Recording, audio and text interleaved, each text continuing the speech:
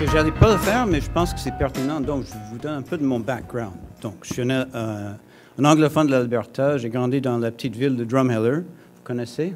Oui, au cœur des dinosaures, voilà. C'était encore plus petit à l'époque. Je passais beaucoup de temps à la campagne. J'avais la parenté qui avait des ranchs, des fermes. J'avais un animal domestique qui était un dinosaure que j'appelais Rex.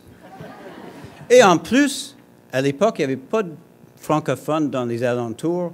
Et bien franchement, on s'en foutait. How do you like me so far? Et pourtant, je suis ici aujourd'hui pour parler de l'exogamie. C'est quand même un exemple qu'on peut évoluer, quoi. Donc, avant de parler d'exogamie, je vais juste définir exogamie, l'union de deux individus de langue première et de cultures différentes, n'est-ce pas? Mais avant d'en parler, je dois vous avouer que je suis un peu biaisé.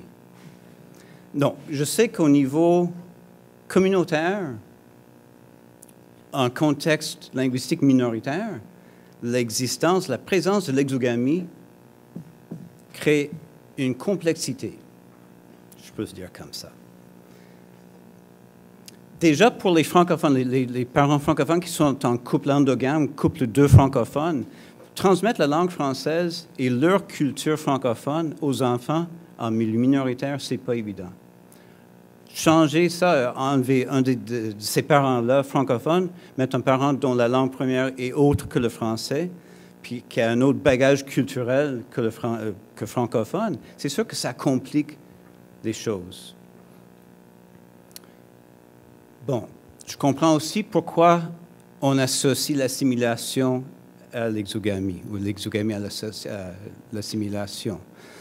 Quand je vois les statistiques qui démontrent une diminution proportionnelle de la francophonie au Québec, ou quand je vois, comme ce que Michel a présenté tantôt, là, un faible taux de transmission de la langue française, ça me déçoit. Ça me déçoit, entre autres, parce que je ne peux pas m'empêcher de penser au taux d'exogamie qui ne cesse d'augmenter depuis les années 70.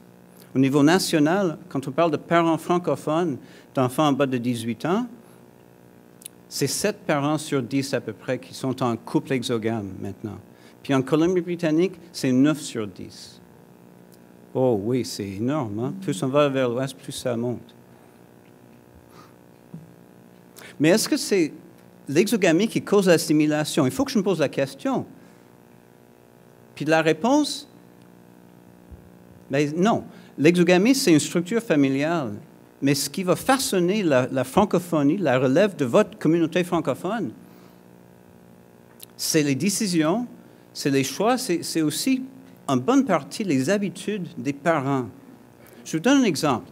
Près de chez moi, en Alberta, où il fait toujours soleil, en passant, il y a un jeune couple du Manitoba.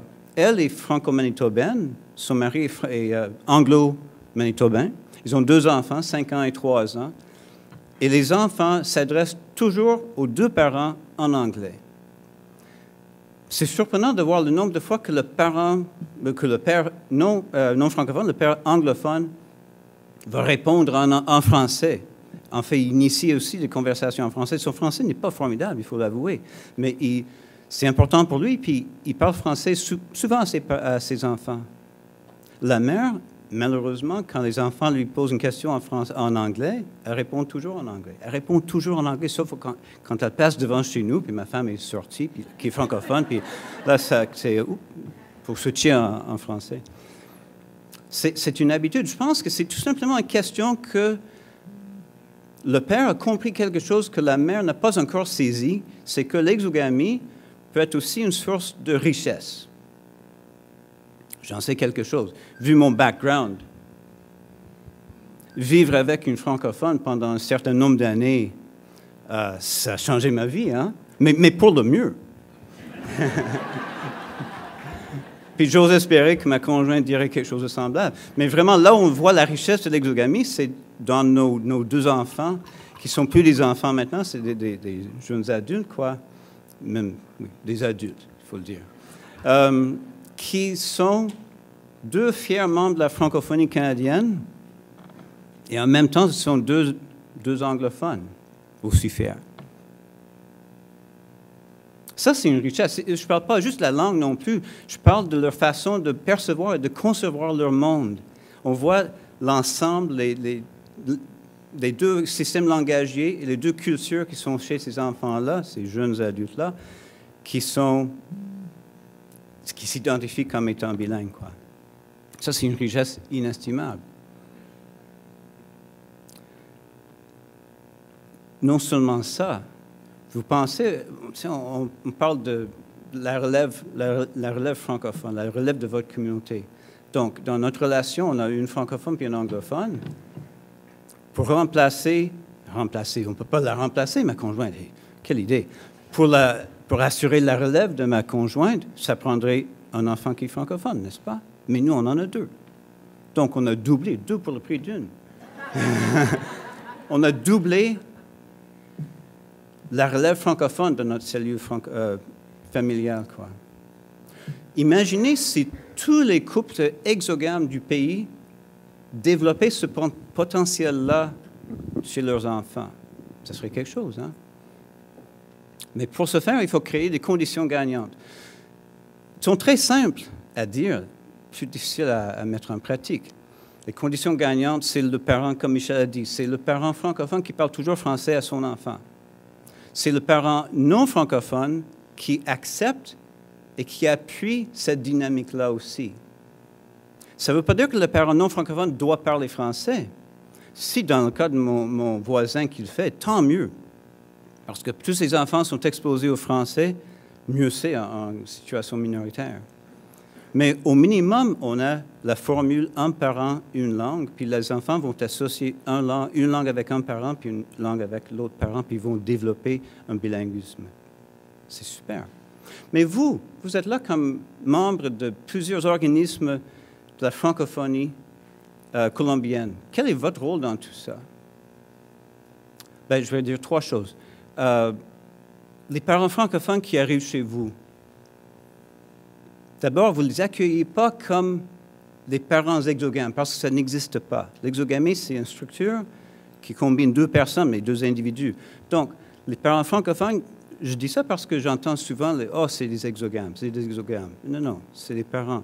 Donc, un parent francophone qui arrive chez vous, qui est en couple exogame, je suggère d'accueillir cette personne-là comme étant un modèle ou un modèle potentiel pour ses enfants. Donc, cette personne-là a besoin de plusieurs choses, entre autres de savoir qu'elle n'est pas toute seule, d'avoir des ressources, d'être outillée pour élever un enfant en milieu minoritaire. Donc, plutôt un accompagnement. Bon, on va les accueillir, mais les accompagner pendant longtemps parce que les défis évoluent avec le temps, avec l'âge des enfants. Donc, c'est un engagement à long terme. Pour le parent non francophone qui arrive chez vous, d'abord, on ne l'accueille pas comme un exogame ou un extraterrestre, mais plutôt comme un allié. C'est quelqu'un qui arrive, s'il arrive dans votre milieu, il est là parce qu'il veut s'impliquer dans le processus ou dans le développement linguistique, culturel, identitaire en français de son enfant. Mais il arrive avec un bagage. Hein. D'abord, sans doute, il ne connaît pas la vie en milieu minoritaire.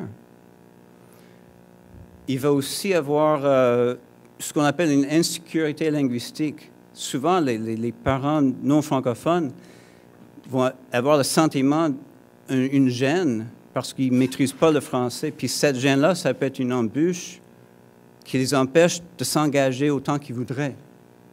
Et pourtant, la volonté est là. Donc, ils ont besoin de quoi? Ils ont besoin d'être accueillis, ils ont besoin de sensibilisation à ce que c'est la vie en situation minoritaire et aussi d'être rassurés à beaucoup, beaucoup de niveaux, rassurés que ce qu'ils font, c'est la bonne chose. Dernièrement, les enfants qui vous arrivent, encore une fois, j'ai entendu, je ne sais pas combien de fois, « Ah, c'est un exogame ». Non, les enfants qui arrivent chez vous, qui viennent de couples exogames, c'est la relève. Puis peu importe où ils se situent dans leur développement langagier, culturel, identitaire, c'est la relève. Donc, il faut les accueillir comme l'avenir de votre communauté. Et j'arrête là. Merci.